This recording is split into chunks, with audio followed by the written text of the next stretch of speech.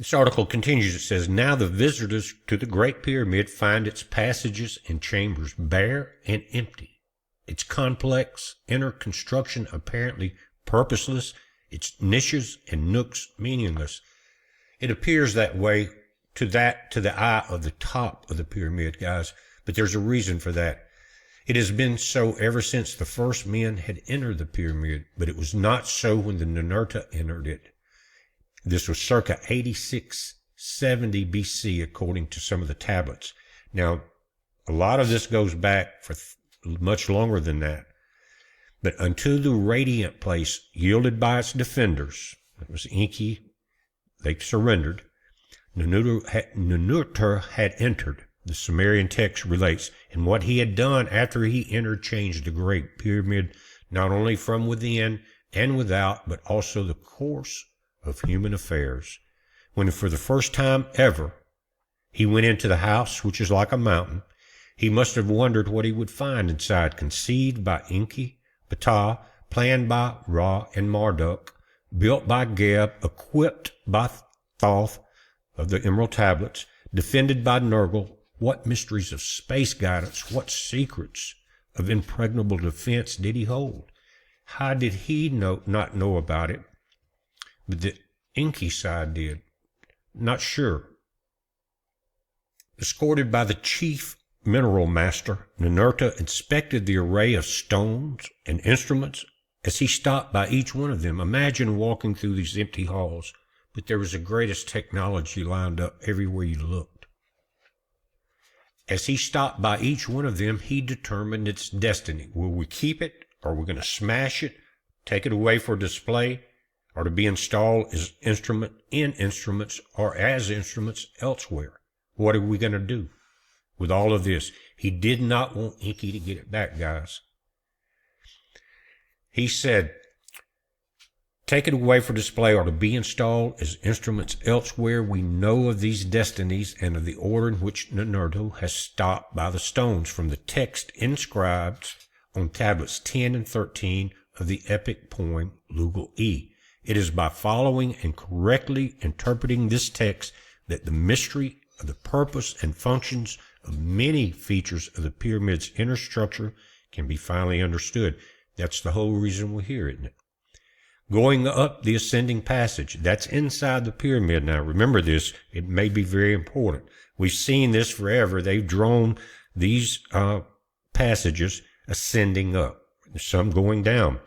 But going up, Ninurta reached its junction with the imposing grand gallery and the horizontal passage.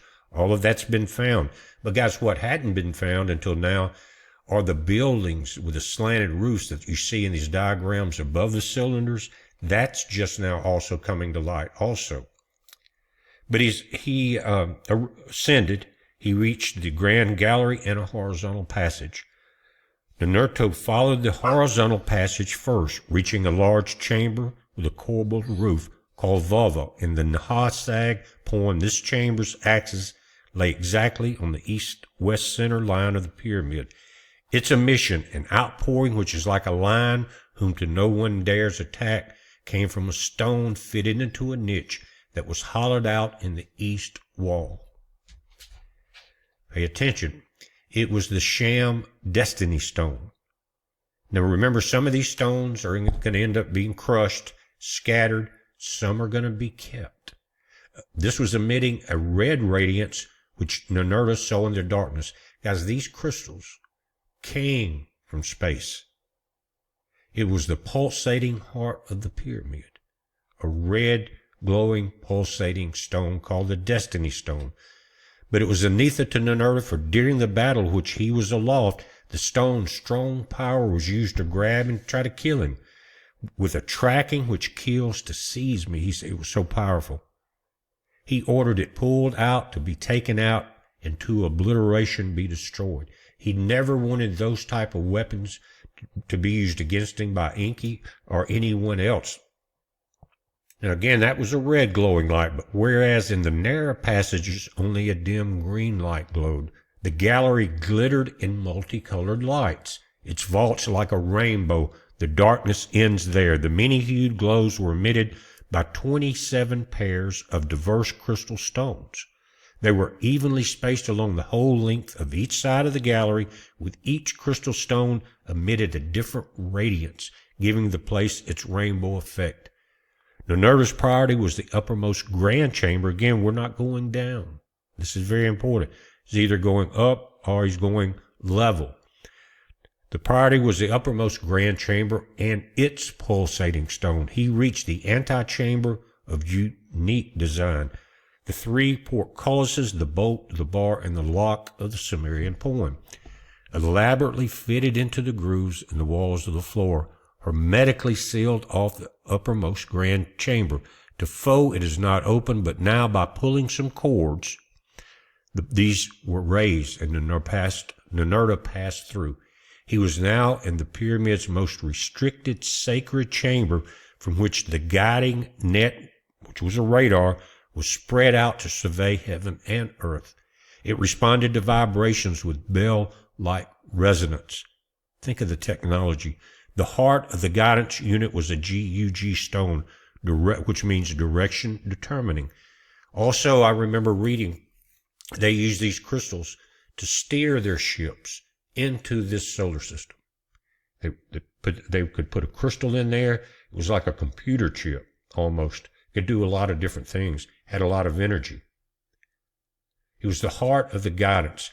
He ordered this stone destroyed. Then by fate determining Nerta, on the day was the Gug stone, the main one, from its hollow taken out and smashed. Now, to make sure no one could ever attempt to restore this direction-determining function of the pyramid, Nerta also ordered the 3 portcullises removed. Now, to me, we possibly were dealing with not just energy to shield the pyramid, but energy inside that would open and allow more or less a Jacob's ladder situation, guys, where they could come and go. It says, as he walked down, he stopped at each of the mineral stones and crystals positioned atop the ramps in the grand gallery, still up in the pyramid. Several of them Nerta ordered to be crushed or pulverized. Others, which could be used in the Mission Control Center, just like NASA. And what would you use them for? Direction, just like a tower at an airport. Okay? The order was given to Shamash, and the rest were carried to Mesopotamia to be displayed in Nerta's temple in Nippur and elsewhere, constant evidence of the great victory of the Enlilites over the Inky gods. Guys, these stones, there's one in Mecca, supposedly came from outer space, part of a meteor, a black crystal. Things are coming together very quickly, aren't they? With just the discoveries that we're finding now, forcing us that search to look deeper. Now, after the destruction and the dismantlement of all this, Nerta announced he was doing it not only for his sake, but for future generations too. I guess if it's the enemy you've been battling, that's how you would look at it. But a great amount of destruction was done to very high technology. Finally, there was the apex stone of the pyramid, the UL, called High as the Sky Stone. Let the mother's offspring see it no more, he ordered, and as the stone was sent crashing down, they pushed it off the top. Let everyone distance himself, he shouted. The stones which were anathema to Nerta were no more. He destroyed them. He returned home. His comrades urged him, may thy heart be at rest. May thy heart become appeased. It'd been a long, long battle. Now, everyone's screaming at me. I can hear it. What about the cylinders? Well, we don't see it here. The top of the pyramid was taken out, the crystals in the inside. But before they left, before the Inky group left the pyramids and they were raided, how much was hidden? How many doors were permanently closed or only could be opened going down? Did they close? And you couldn't open them unless you knew the trick to.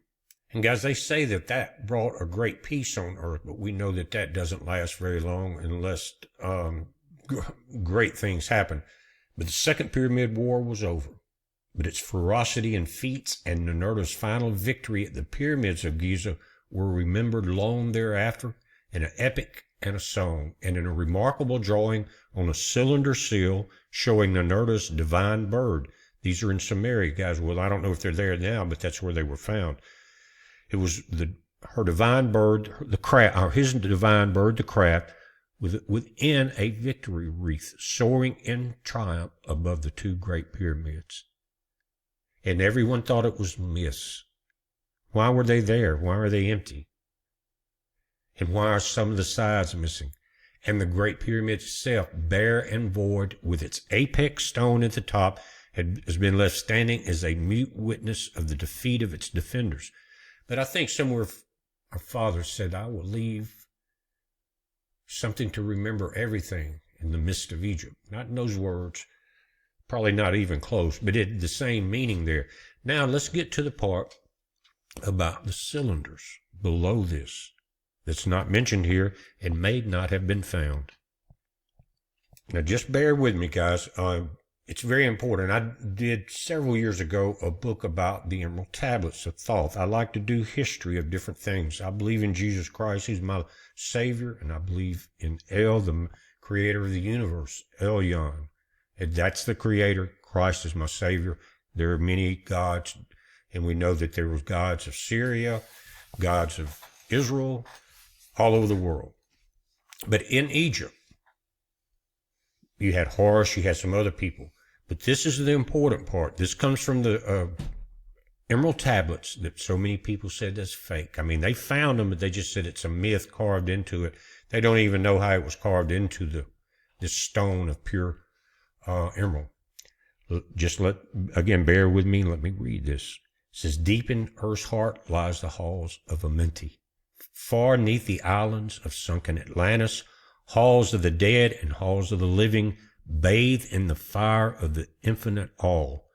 Far in the past, lost in the space-time, the children of light looked down on the world, seeing the children of man in their bondage, bound by the force that came from beyond.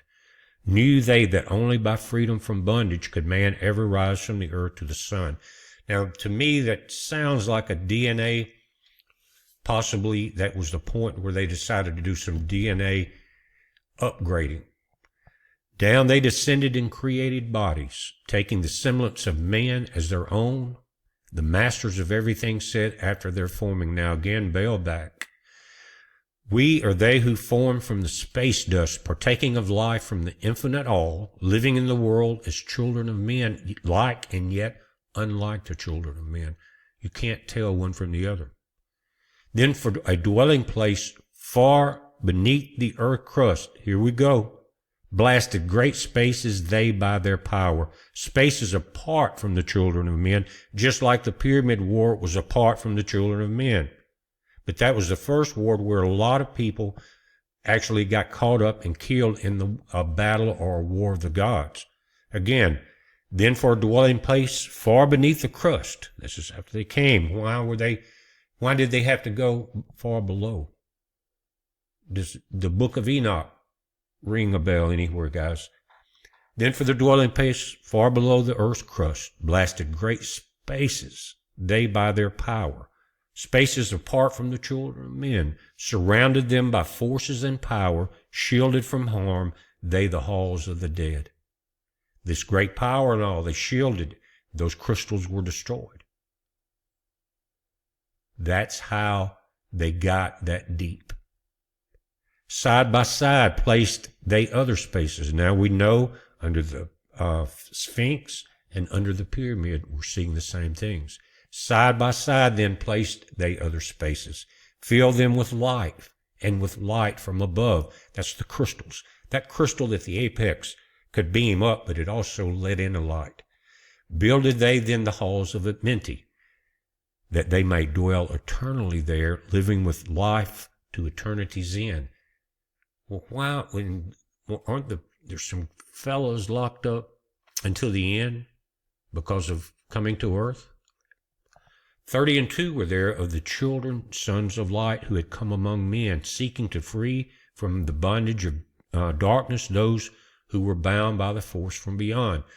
Again, was this a DNA upgrade that they wanted to do to free the people to where they could expand their mind? And it kind of sounds like some of the things that were said in the Garden of Eden. You will be like the gods.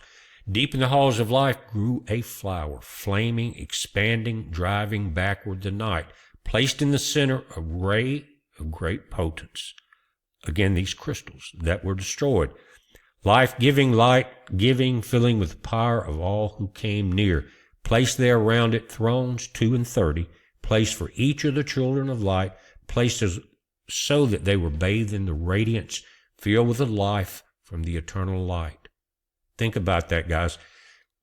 It says, the time after time placed they their first created bodies so that they may be filled with the spirit of life. 100 years out of each 1,000 must the life-giving light flame forth on their bodies, quicken, awakening the spirit of light. Why do you think they were buried in chambers with the gold and with other people and many things?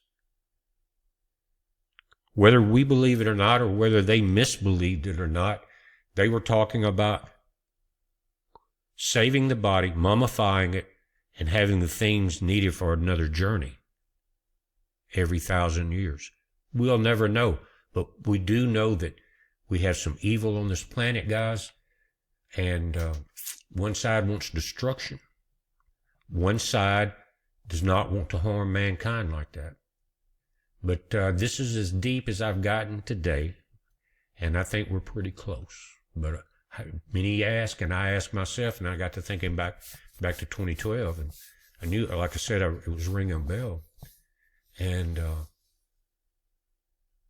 with their mighty weapons and mighty machines, these lasers, and people look at the laser cutting of some of the blocks and stones in the Middle East, right? And in all over the world, really. And wonder how. Lasers, guys, that's how they did it. I'm sure there was other materials and machinery involved in some places, but the precision and the way things were made, and with crystals and things like that, you can create sound, and with sound waves, you can create levitation of very heavy objects. We'll never know, but it appears the pyramids were just a cap to what's below. Now, he didn't get below, not according to what we've read. It never mentions it. So is that still somehow alive and cooking? What could be unleashed? As a key comes down out of heaven and unlocks a pit. Does it have anything to do with that? And again, when they left the pyramids, all the enemy found was what was on top. And I think they hid the rest of it, and maybe some of them retreated there. And now they are locked there, very close to, if that's what's happening, very close to the Nile River.